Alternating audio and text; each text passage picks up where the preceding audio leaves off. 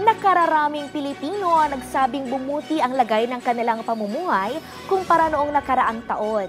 Batay yan sa survey ng Social Weather Stations na isinagawa mula June 23 hanggang July 1. Sa naturang survey, lumabas na 39% ng respondents ang nagsabing bumuti ang lagay ng kanilang pamumuhay, habang 23% ang nagsabing lumala at 37% ang nagsabing walang pagbabago. Samantala, nakakuha din ng excellent score ang bilang ng mga pamilyang Pilipino na hindi itinuturing na mahirap ang kanilang mga sarili.